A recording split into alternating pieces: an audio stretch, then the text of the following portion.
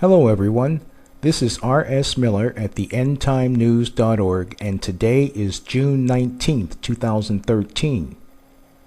Russia and America war by proxy about to get real. It should be considered common knowledge that the U.S. is to some extent backing the Syrian rebels in this 2-year-old conflict. At the same time, Russia has been propping up the Assad regime in an effort to keep one of their last remaining allies in the region, and of particular importance to the Russians is the Syrian port of Tartus. Having Russia on one side and the U.S. on the other is in effect a war by proxy. No direct military contact.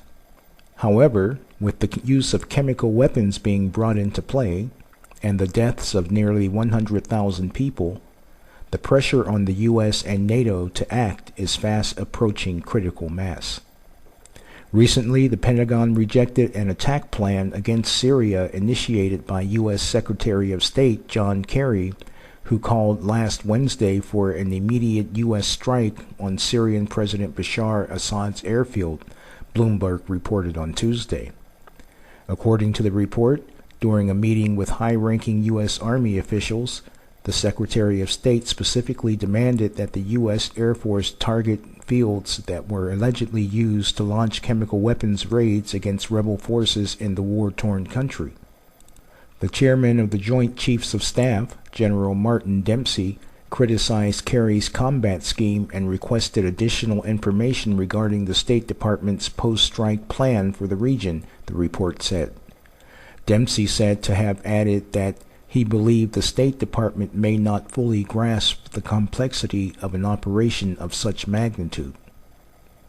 Although the Obama administration has decided to send arms to the rebels in Syria as part of a plan to bring down the Assad regime, there are some in the government who think it's not enough.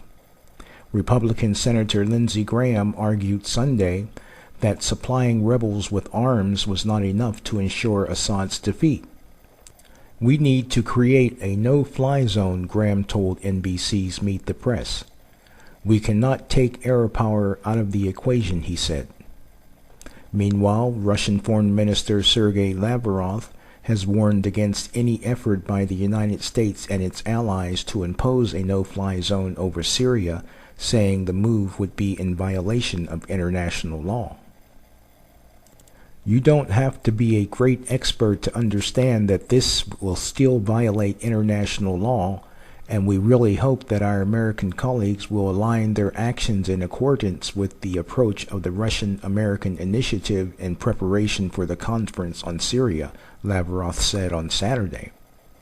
The Russian foreign minister was referring to the Western media's reports that U.S. F-16 warplanes and Patriot anti-aircraft missiles in Jordan might be used in creating a no-fly zone over Syria. On Monday, Russian Foreign Ministry spokesperson Alexander Lukashevich reiterated Russia's position. He said, Russia will not permit a no-fly zone to be imposed over Syria. I think we fundamentally will not allow this scenario. A leading Israeli expert on the Middle East suggested last week that with all the foreign involvement in the ongoing Syrian civil war, that conflict could be the harbinger of a much wider conflagration. Professor Itamar Robinovich, a former Israeli ambassador to Egypt, told those attending a symposium at Tel Aviv University that in the eyes of the Arab world, the final outcome of the Arab Spring hinges on the results of the struggle in Syria. According to Professor Rabinovich, the Syrian conflict is a Middle Eastern version of the Spanish Civil War, which was itself a dress rehearsal for World War II. In Syria, the opposition is supported by the U.S. and Europe, while the regime is backed by Hezbollah, Iran, and China. For Russia, the stakes are also high. Moscow sees Syria as a key to restoring Russia's status in the region, so replacing the Assad regime with one supportive of America is unacceptable to Russian President Vladimir Putin. So, if in fact the U.S. does establish a no-fly zone over Syria, it would require direct military involvement of U.S. aircraft, personnel, and defense systems, which, by the way, have already been put in place. This action would likely force the Russian military to become directly involved as well. Currently, Russia and the West are fighting a war by proxy. But unless a solution is reached, and reached soon, this situation is about to change. Nuclear Iran worse than military option. Britain's former Prime Minister Tony Blair told presidential conference participants Wednesday that facing the prospect of a military confrontation with Tehran is a better option than having to grapple with a nuclear Iran. Mr. Blair said in his address to conference participants in the 5th annual gathering in Jerusalem, "We should be determined to overcome the threat from Iran. Those who have power in Iran should feel our resolve and understand that we will not back down." He goes on to say, "Of course, every military option is something we do not want, but a nuclear Iran is the worst thing." The Islamic Republic's new president-elect spoke approvingly years ago about the need to hide Iran's nuclear development activities. Considered by international leaders to be a moderate, Hassan Rouhani nevertheless said, as Secretary of Iran's Supreme National Security Council in 2004, "As for building the atomic bomb, we never wanted to move in that direction, and we have not yet completely developed our fuel cycle capability. This also happens to be our main problem.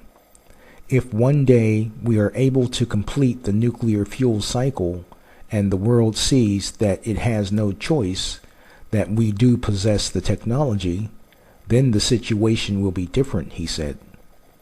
The world did not want Pakistan to have an atomic bomb or Brazil to have the fuel cycle capability. But Pakistan built its bomb, and Brazil has its fuel cycle, and the world started to work with them. Our problem is that we have not achieved either one, but we are standing at the threshold. Brazil to deploy national security troops against protesters. The Brazilian government will deploy National Public Security Force in 5 cities hosting the FIFA football tournament in an effort to contain the ongoing protests across the country. The announcement by the Brazilian Justice Ministry comes after a day of violent clashes between protesters and riot police. The ministry decided to deploy the Joint Federal Police Force on Wednesday in response to violent rioting across the country. The troops will reportedly be tasked with mediating the conflict rather than punishing the protesters.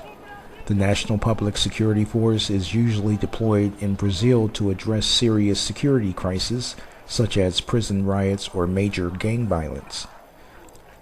The protests were sparked earlier this month by a hike in public transportation fees and escalated into a massive anti-government movement, with hundreds of thousands of people marching to express anger at the state's policies. The cost of hosting the World Cup in Brazil is one of the key issues of the protest. Demonstrators say the money would have been better spent on alleviating public problems rather than on major sporting events. Brazilian President Dilma Rousseff tried to diffuse tensions on Tuesday, saying that her government is looking to the people and is willing to act on the demonstrators' grievances. The size of yesterday's demonstrations show the energy of our democracy, the strength of the voice of the streets, and the civility of our population, the president said in a televised address.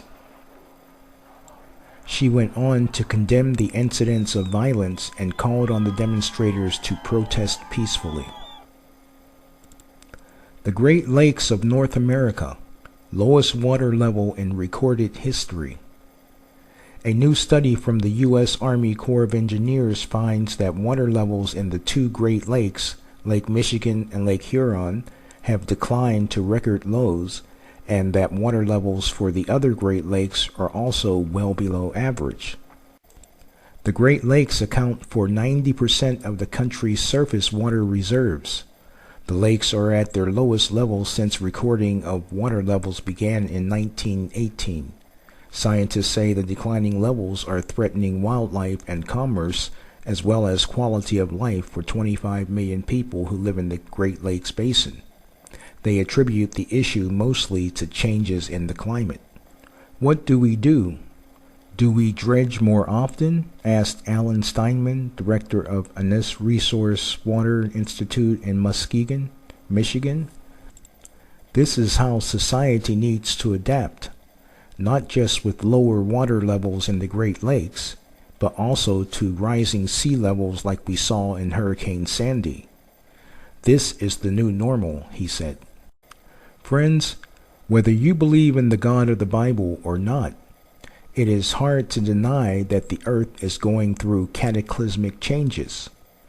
Global climate change is creating massive floods, storms, landslides, and may even be partly responsible for the increase in sinkhole activity. In other parts of the world, rivers, lakes, and streams are drying up. Last year, an unprecedented 97% of Greenland's ice melted in only 4 days. Also last year, there were multiple occasions where 1 million or more fish and other sea creatures suddenly and mysteriously died. And this doesn't include the countless number of mass animal die-offs that were reported as being under 1 million. There are new and virulent diseases, some of which threaten to become worldwide pandemics, food shortages and starvation, major earthquake activity on the increase, and wars and rumors of wars, just to mention a few. Within the past year or so, the Earth has had several near misses from asteroids that, if they had hit the planet, could have killed millions at the least, and wiped out all life at its worst.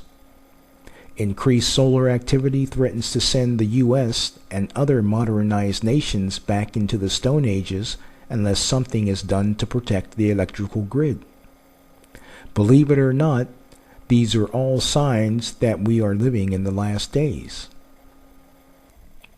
In Luke chapter 21, when referring to the signs of the end times, Jesus said, "Then he said to them, Nation will rise against nation, and kingdom against kingdom, and there will be great earthquakes in various places, and famines, and pestilences, which is disease, and there will be fearful sights and great signs from heaven."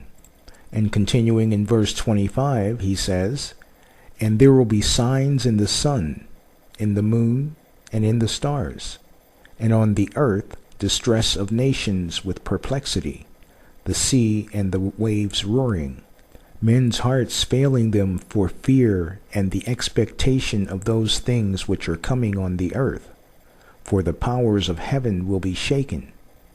Then they will see the Son of Man coming in a cloud with power and great glory.